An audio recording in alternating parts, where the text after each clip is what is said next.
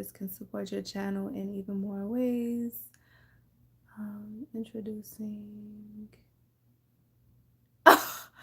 Why would it do this when it's trying to have me read something? Introducing managing moderators. These users have the same capabilities as standard moderators, but in addition, they can manage block words and change channels and lives. Okay. All right. Welcome to live chat. Remember to guard your privacy and abide by our community guidelines. Okay, cool.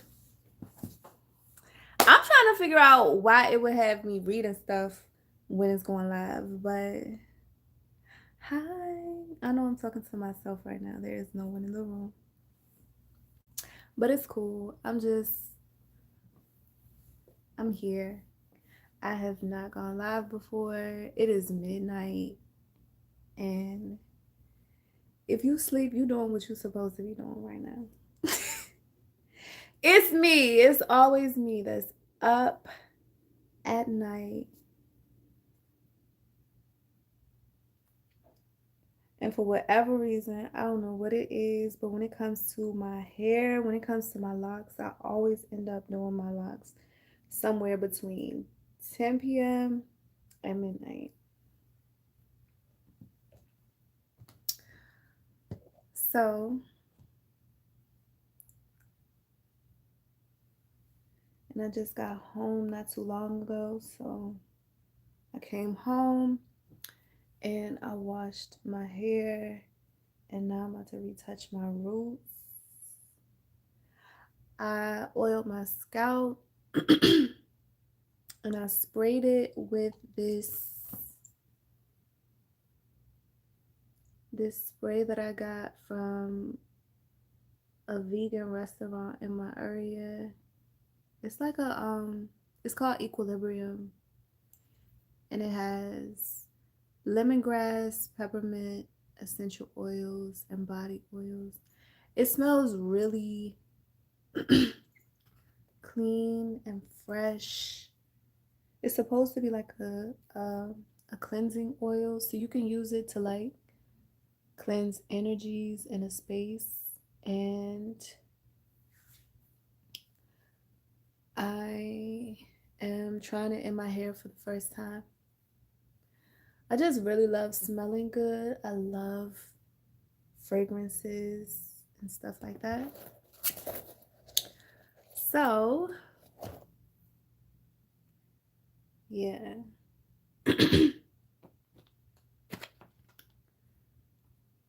I got some mezza for the first time. It's me. I'm picking at it because it's me, and I'm just eating the stuff that's halfway decent in it, that I can halfway get with. But I'm really just pushing around. My appetite has been so weird. Like, I feel like the body knows when it needs to fast. Like, I know some people, they do intermittent fasting every day, and some people, they will fast along with other things such as for religious reasons, or to achieve some other goal, or alongside someone else. But I find that when I fast, it's either very intentional or it's very unintentional. And this one is very unintentional. Like, I literally just, my appetite has been very low. And so I haven't pushed it or forced it. I just go with the flow that my body is sending. And I've just been wanting fruits and like, what else? Like I got a smoothie too, and I crushed that. I did not barely touch this bowl, as you can see. But the smoothie, I've tried Tropical Smoothie Cafe today for the first time as well. And that was good. I like that. I got the watermelon mojito without the mint. I am not a mint person. So that's what I got. And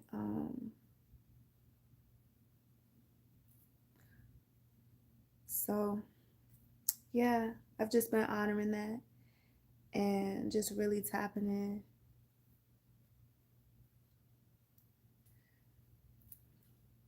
But I think that's what I'm gonna be on for a little bit, and just, maybe gradually feeding my body, because I don't want to just let this go on too long, because it's been going on for a little bit. And yeah.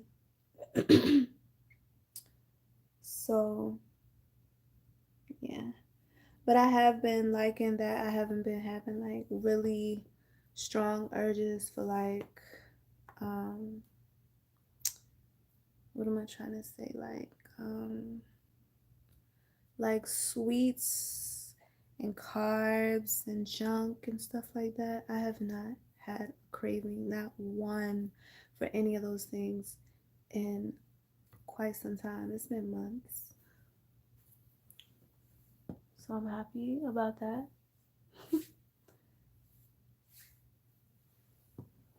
And yeah. So last night, well, really, this AM, because I've been doing that too, like, I'll go to bed and then I'll rise at like 2, 3, sometimes 4 in the AM. And then I'll just have like these spans of time where I'll either be studying or I'll start writing, or I'll see something that just provokes a thought and then that turns into research or something more. So this AM, I saw this I saw that someone had posted something or they went live or something. I can't remember what it was, but I saw that, and then I saw other things that they were posting, and um they had reposted something that someone else posted, and I'm going to read it because it was like it touched me. I thought it was really dope, and it's kind of what provoked that spiral of thoughts this AM. And it was a Bible scripture, Romans 5:3-5. And it reads, "Not only so, but we also glory in our sufferings, because we know that suffering produces perseverance, character, and character, hope. And hope does not put us to shame, because the most high's love has been poured out into our hearts through the Holy Spirit who has been given to us." And I thought that was just like, man, listen. We talk about suffering, right? And it even made me think about like this Buddhist um, way of thinking. I think it's Buddhism that indicates that suffering and, um, you know, just the things that we view as negative is a part of the process, it's a part of the journey. it's a part of life, the good that comes with the bad, right? Like the balance. And I'm sure many of us have heard of like that woe is me, like why is this happening to me? But it's just, it's a part of the process.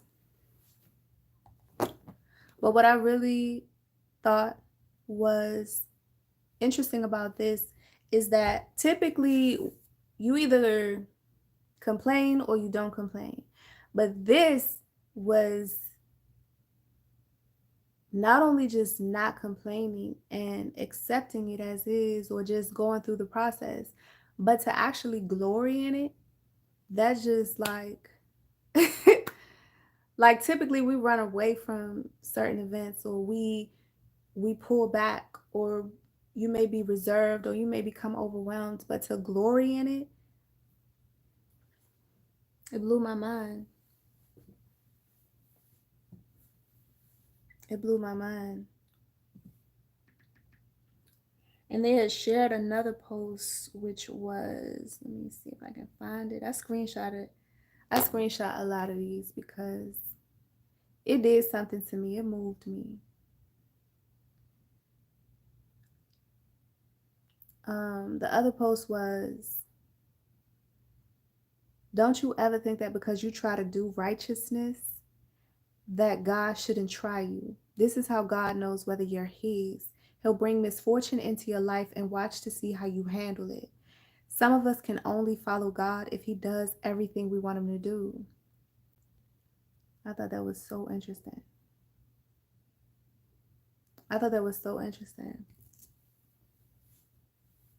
And while I was on that religious tip, it made me reach for my Bible because I thought about how my dad, and I don't want to misquote him, but he talks about proverbs often. And my dad is the type of person that I'm sure he has read the Bible backwards and forwards multiple times. So he knows it. Um, he knows it pretty well. And I don't want to misquote him, but essentially he says that I believe there are 31 proverbs, and essentially each one can be used for each day of the month. And from those, you can pull something that maybe you needed to see, or maybe you needed to hear, not hear, but I mean, I guess it's how you intake the Bible, right? So it may be something that you're listening to, but it's just maybe something that you needed from that, or something, a lesson that could come up during the day.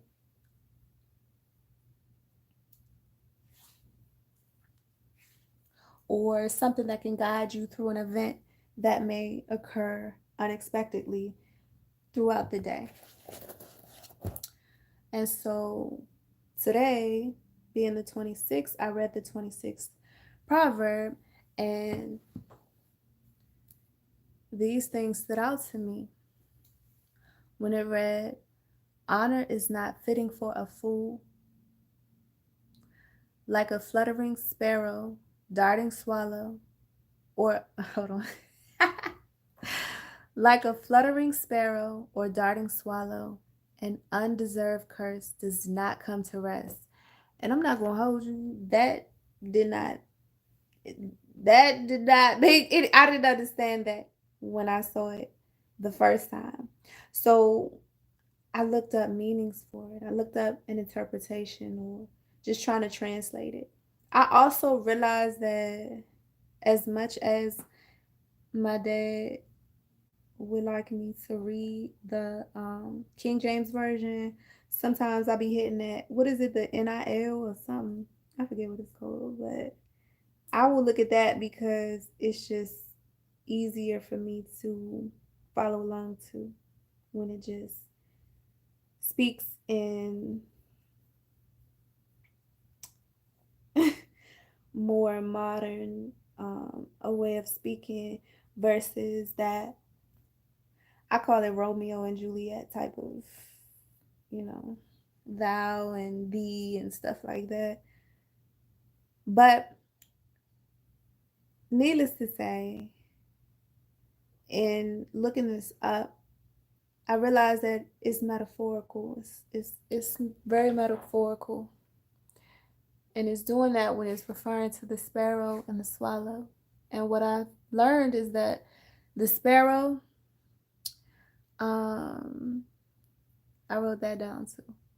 It says the sparrow follows erratic patterns when it flies, and the swallow, when it's flying and it's looking for food, it doesn't land. And so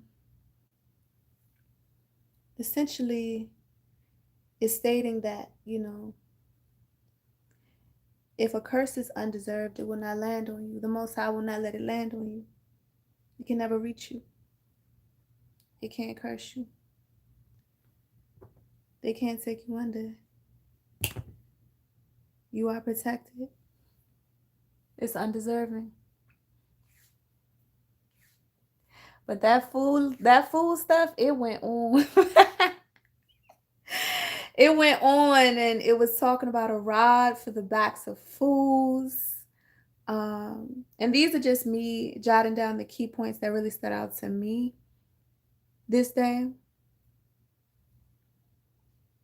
But yeah, it says, do not allow a fool according to his folly, or you yourself will be just like him.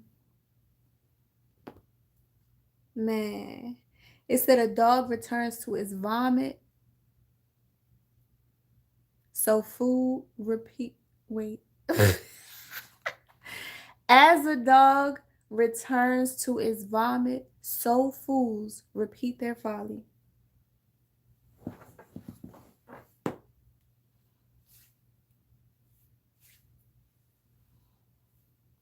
Man. Man. How many times have you gone back to a situation that you just felt so foolish, but you keep going back? How many times?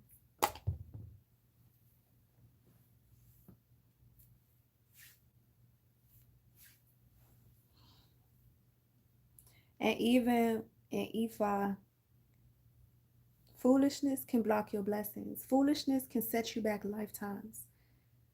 That really stood out to me. And what's really impactful when it comes to foolishness is when you know better, like you know better, you are consciously aware of better. You're not ignorant.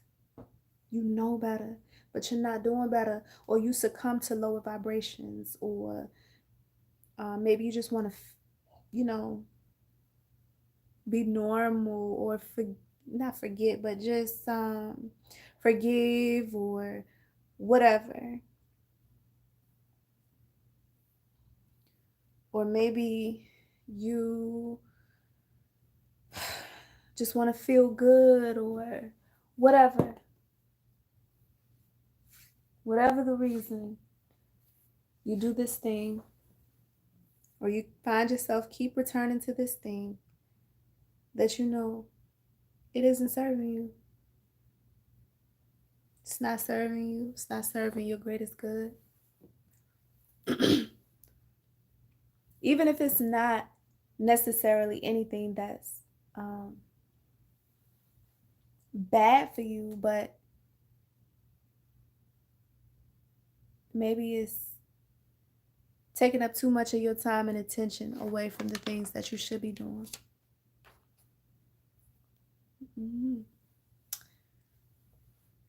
Some of the other verses in that scripture that stood out to me was, the enemies disguise themselves with their lips, but in their hearts they harbor deceit. Though their speech is charming, do not believe them. Their malice may be concealed by deception, but their wickedness will be exposed in the assembly. Whoever digs a pit will fall in it, If someone rolls a stone, it will roll back on them. A lying tongue hates those it hurts, and a flattering mouth works ruin.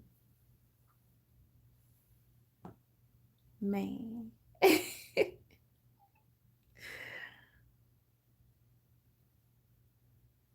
How many times somebody told you something that sound good and you wanted to believe them? You wanted to believe them because maybe your intentions are good. And now it done ruined so much that you worked towards. It done ruined so much that you took time to build. It done knocked you down or knocked you back or pushed you back, or you know what I'm saying? You done left your throne.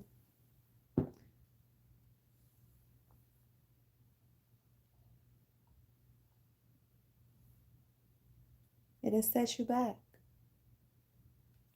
Or now you upset with yourself because you let it happen. Or worse, you let it happen again. Man, listen.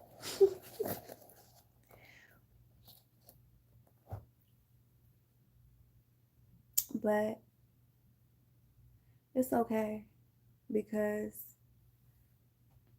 your mistakes, they become your testimony for you to share. You got to go through some things in this. Well, I don't mean you got to, but just like I mentioned earlier, that suffering is a part of the process. It makes you stronger.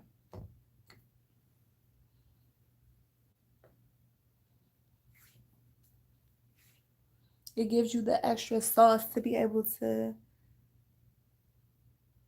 educate other people in similar situations or out of them, or to help them not have to go through similar things.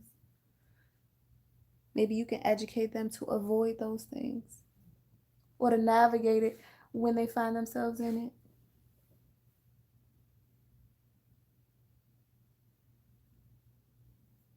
It's interesting. I was having this conversation with somebody about, they was talking about age and how people are old in their 30s and they are 33. And I ended up looking that up as well because it dawned on me for the first time that 33 is a master number. And I am a person who I um I resonate with the ideology of numerology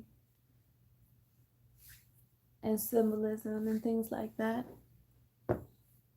And so I looked up 33 and there was so much about it. But what really stood out to me was mention of Archangel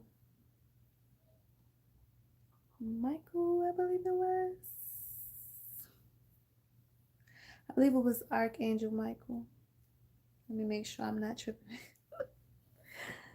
um,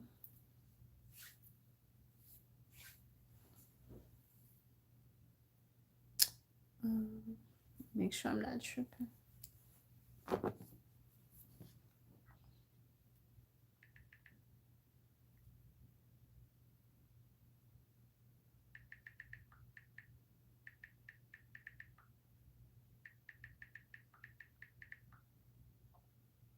Yeah, it was Archangel Michael. And what really stood out to me with that is that he fought Satan and won. He fought Satan and won.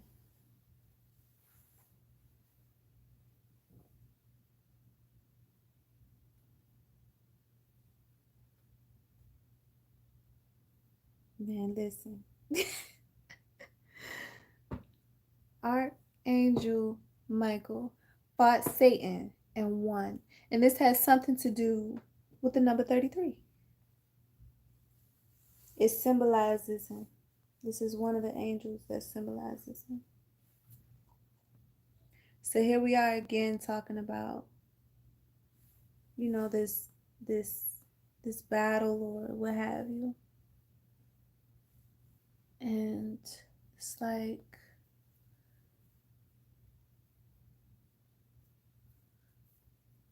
this fight. It was so interesting to me how all of this stuff connected. All of it just came full circle.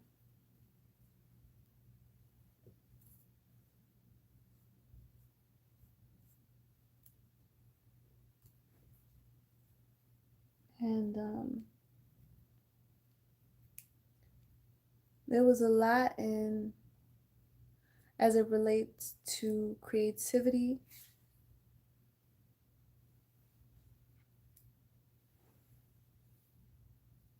And just so much with this master number 33. Me personally, I don't feel like 30 is old. But that's my opinion. I'm sure there are others who beg to differ. I feel like you're not even middle aged at 30. If the average person lives to be 40 or 80, what I meant to say was 80, then 40 is when you would be middle aged. So if you are in front of middle age, then wouldn't that make you young? And then once you know, I don't know what time frame you would have to stay in to still be middle aged. But let's say maybe that's a 5 or 10 year period of being middle aged. And then from there, then maybe, you know, you start to become considered old. So even if we put it in society standards, you don't become a senior until you're 55, right? Or is it older than that? Is it 65? When do you become a senior?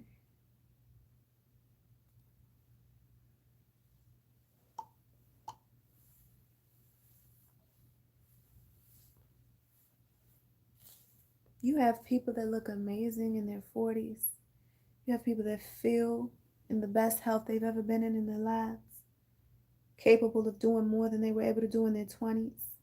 You have people that are choosing health over so many different things. I don't know. It's just, that's just my opinion.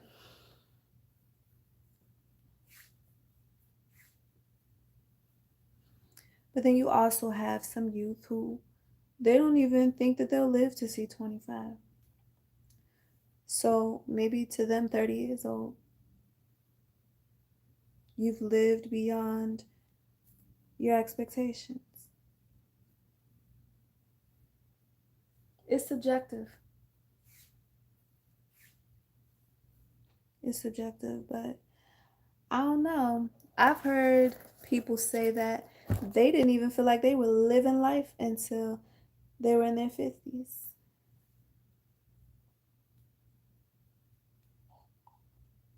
But yeah, when you get a chance, look up that 33 master number. If this were a video that I could edit, I would definitely post some more information about it, and I might post the link. Matter of fact, I can do that. I can post the link to the page that I was viewing that on. But it was so interesting to me, just how much it just it was very empowering to me. I thought it was beautiful. And that's why I like the ideology of numerology and symbolism, is because it just always empowers me. Anything that empowers me, I'm like, yeah. Whether or not there's truth to it or what have you, you know,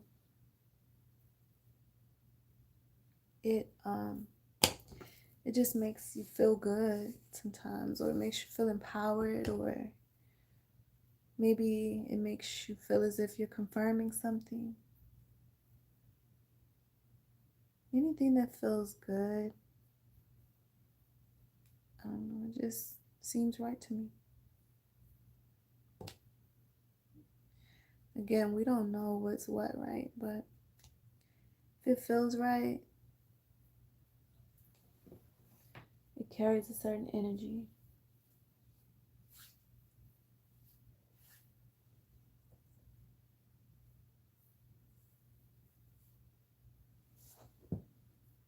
This is going really fast. Like,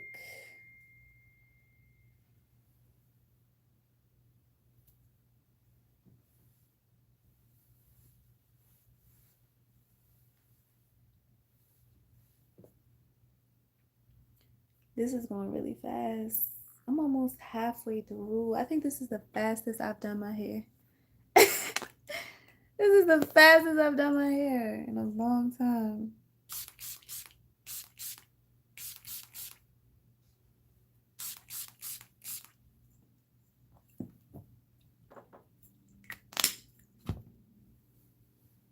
So, yeah.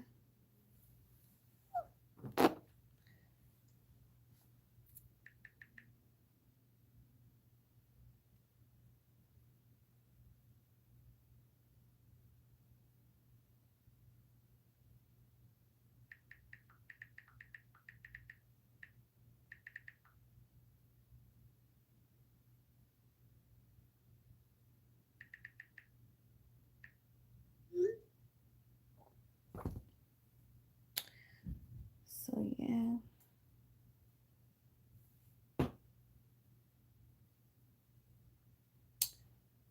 So, I'm trying to decide how I want to do my hair. I think I may do some pin curls. I'm trying to decide between pin curls, and just letting my hair lay down. I have not decided. And as fast as this is going, I might style it tonight. I prefer to do it while it's wet, because then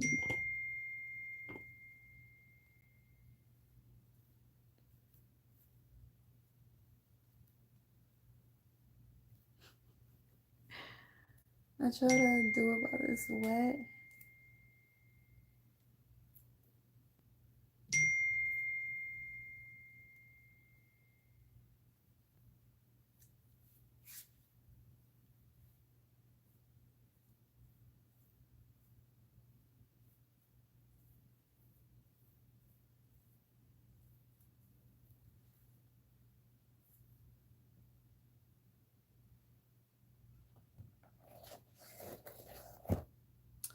But yeah, I try to do my locks while they're wet so that it'll hold the style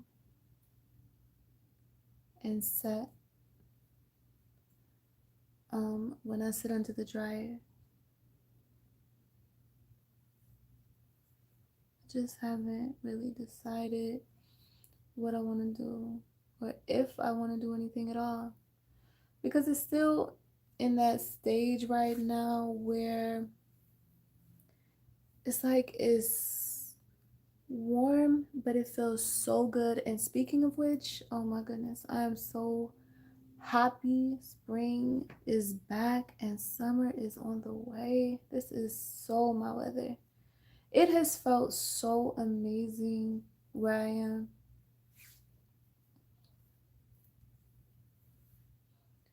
It has felt so amazing where I am. And I am my optimum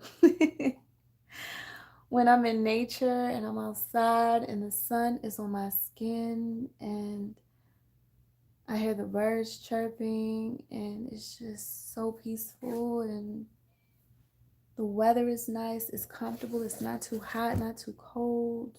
It's just right. I absolutely love it. It is just, that's my happy place, is outside. That's my happy place. But yeah, that's my happy place.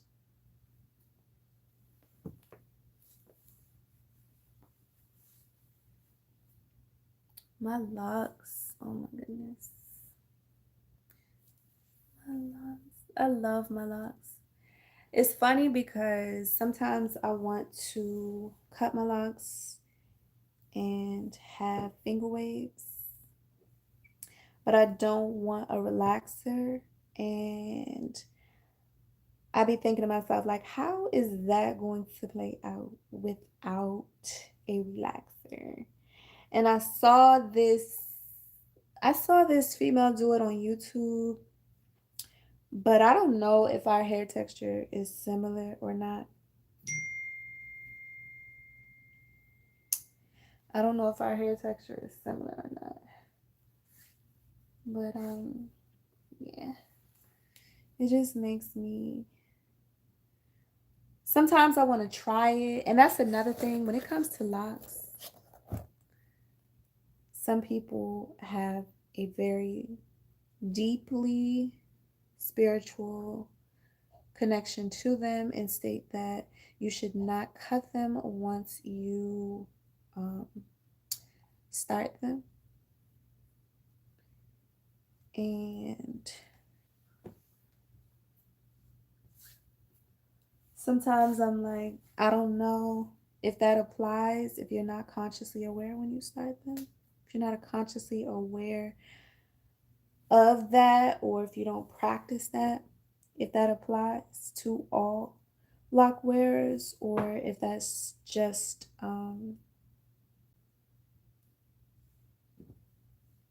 those who practice or hold that belief with them.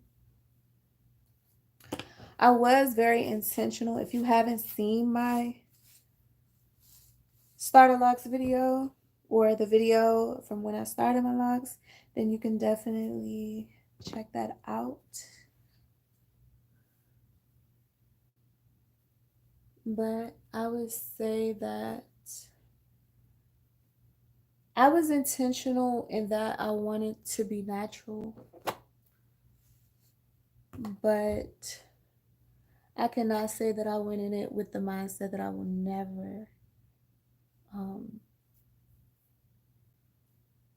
not have locks again or change my hair.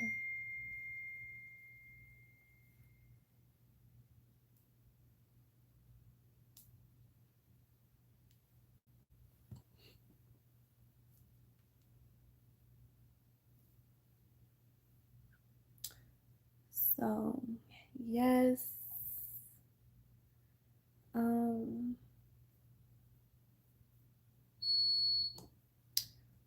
I would like finger waves with like some lashes. But then I am so in love with my locks. I am so in love with my locks. I feel like even if I were to cut them, I would put them back in. Or I would start them back over. I don't know how I would do it, but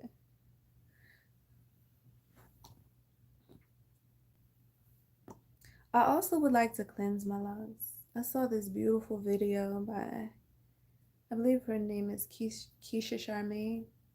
She was one of the first people that I saw actually talk about that from a lock perspective, because usually when we go through or we feel like our hair carries a lot of energy, we tend to just cut the locks. But she was one of the first people that I saw, if not the only person that I've seen actually just talk about energetically cleaning the locks. I thought that was so beautiful. And I loved it. I thought it was beautiful.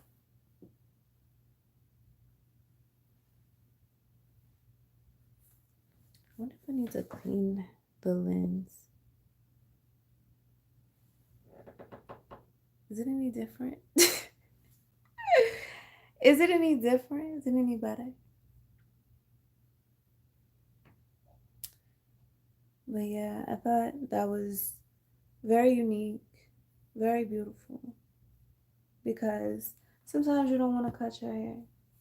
Some people don't want to cut their locks. Some people really, it has become a part of them, or like I said, they may hold that ideology that you should not cut them, or they may hold that idea, that thought process, that practice, that you are not to cut them. But that could be a way for them to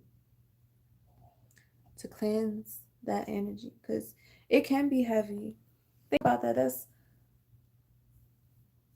over a decade of just different energies. And quite the opposite in some practices or some spiritual um, belief systems. You do cut your hair when you're doing different things. So, just like an initiation of Ifa, the hair gets cut. Like all the way off. You get cut to the point that they um, shave the head completely.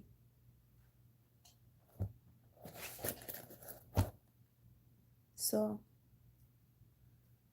and you're not any less spiritual or capable of wisdom or what have you. And that's what someone told me, actually. And he was a Caribbean man. And he told me that my locks are my wisdom. I shouldn't cut them.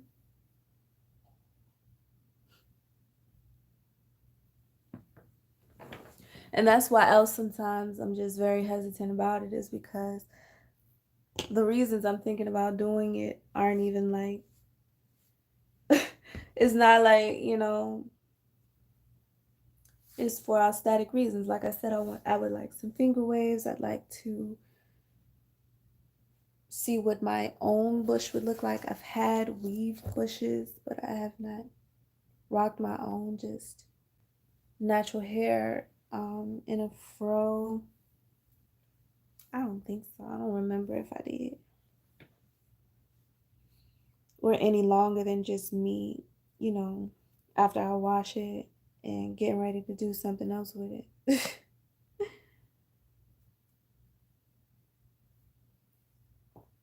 Because before I locked my hair, I used to twist it. So I would do stuff like that.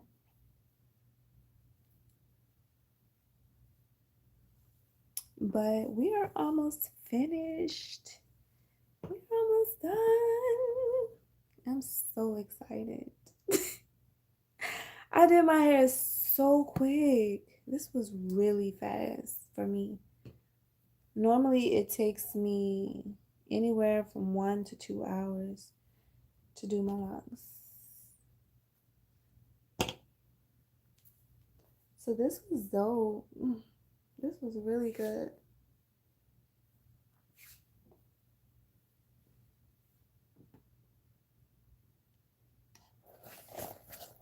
And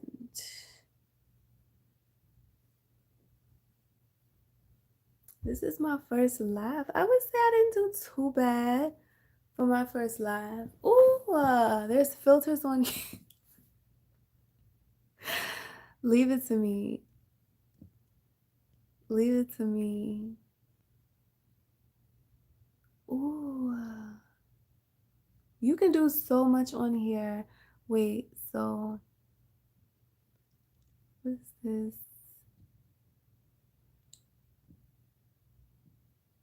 Hmm.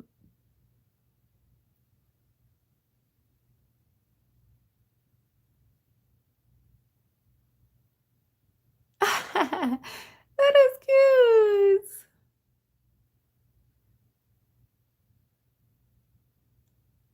Man, you know what's wild is I really do love producing content. I really do.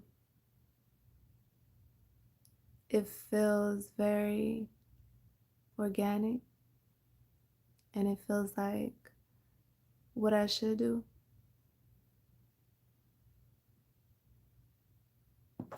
And it feels like I have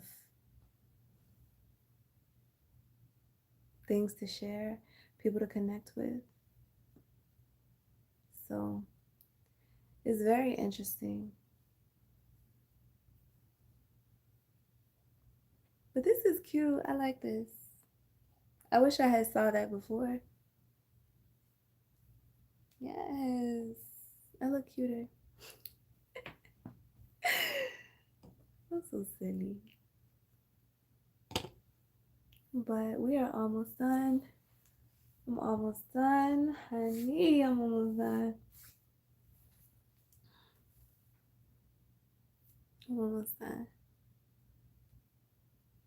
And shout out to my friends who encourage me to post and to make content and to share my gifts. It's a blessing, man. It's a blessing. I'm grateful. I'm grateful to have people who motivate me and push me to do more and to be more. But I'm honored that people even just see potential in me.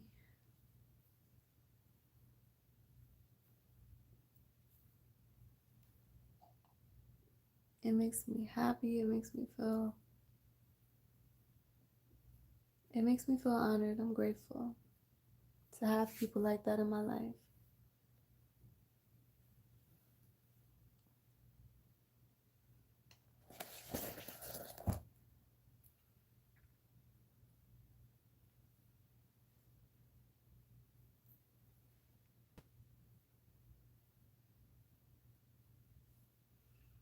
And I'm very grateful to the people who support my channel as well. Each time I even just look, whether I post or not, the subscriber count goes up, and I'm just like, it always makes me smile to see that there's someone who connects with what I have to say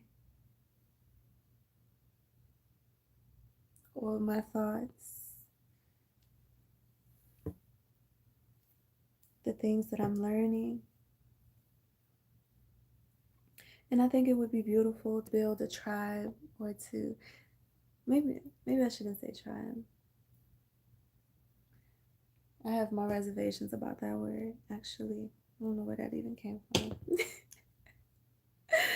I don't know. Like, it's a very interesting word and just carries a lot of different connotations. But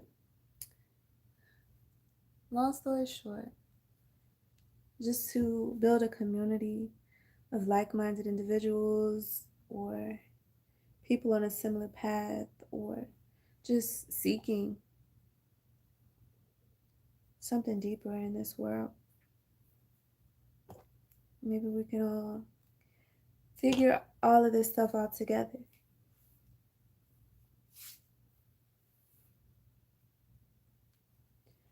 But even just getting back to what I was talking about earlier, like, I find it so interesting that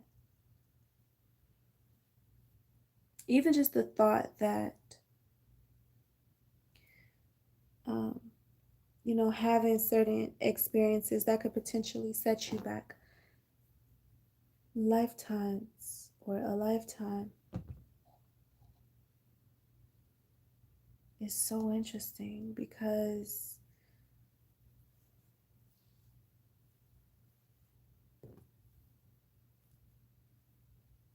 that's heavy. Like, that's deep. That's deep, man. To think that a decision that you can't get yourself out of could potentially deter you away from what you should be doing, to the point that it sets you back a lifetime or multiple lifetimes. That is intriguing to me. It really makes you, like, my child, my peak. Let me tell you. My peak, oh my goodness.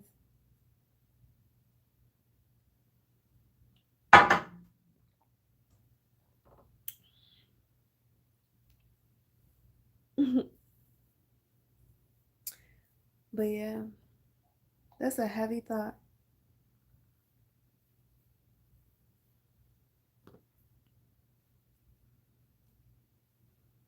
Some people believe that we're here for a purpose, and when we don't live it out, when we don't do it, then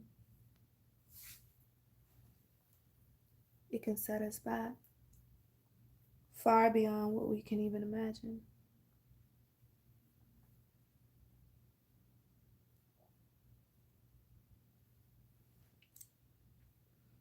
Because we perhaps chose something earthly over something that's, you know, spiritual at your core or part of your soul, or what you're here to do, your purpose, some believe.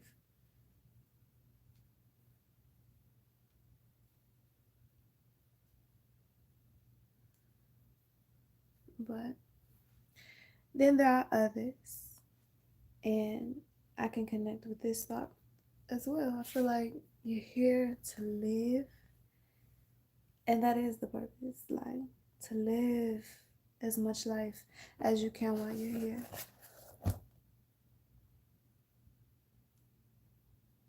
So, some people believe it's like this rigid mission, and others believe it is to be lived. It's like two polar opposite ends of the spectrum. Which one is right? I suppose we won't know until our days come. Or maybe we choose the path that resonates with us, and maybe it's both.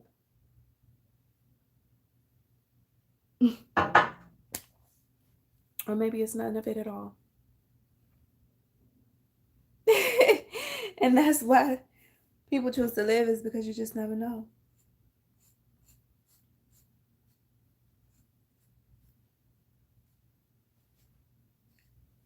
I want to cut my nape too. I am finished. I'm finished. And I'm gonna just spray one more time.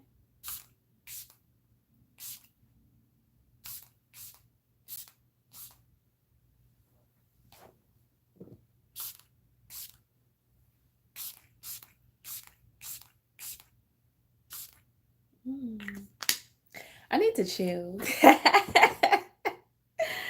But it just, I just love smelling good. So in the AM, I'm gonna do my lashes and my nails. And yes, that's another thing I'm learning, is that there are different days have like an astrological energy for you to do certain things. So whether it comes to being productive or beautification, and Friday is supposed to be like a beautification type of thing, even though it was just like midnight when I started, but it was still Friday. It was like 11:50 something. But that's a whole nother conversation as well, like time. And just listen, don't get me started. I have so many, like there's just so many philosophies out here that who knows, and I like learning them. I just find it interesting. It intrigues me.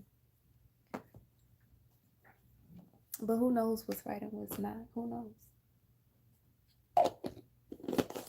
I just think it's cool. I think it's interesting to even think beyond. But yeah.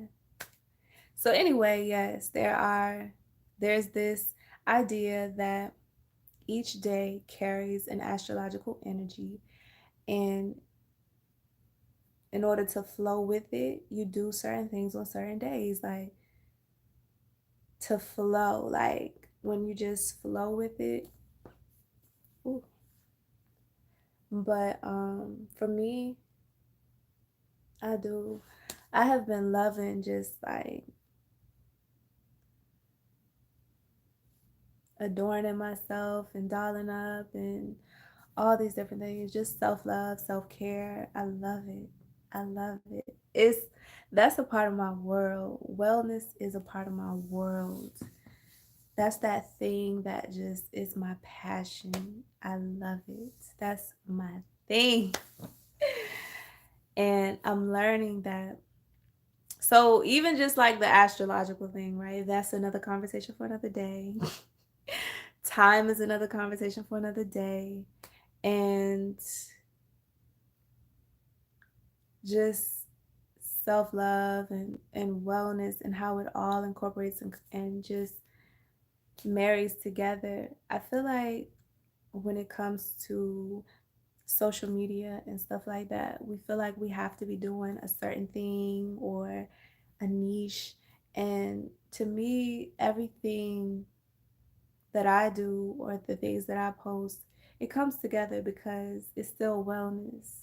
So even my hair, it may seem completely far off, but it's a part of self care, it's a part of self love, it's a part of the personal aspect of wellness. So, and again, that's another conversation for another day. I actually have a wheel that I saw, and it just really just made me realize like this is all connected. This is all connected. But yeah, my voice has been insane this evening.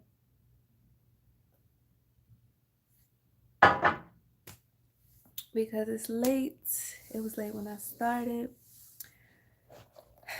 But yes, I am finished. I am finished. And I got all this stuff down here. I'm about to sit under the dryer. I'm trying to decide if I'm gonna.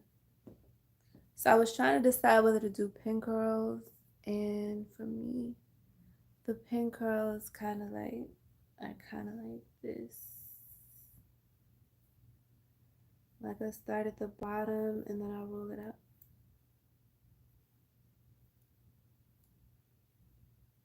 like this.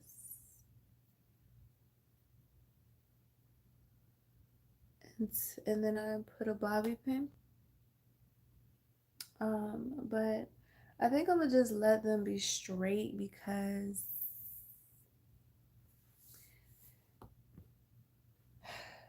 it's 1 a.m. and I just don't feel like doing much else, but I knew it would be around this time when I finished.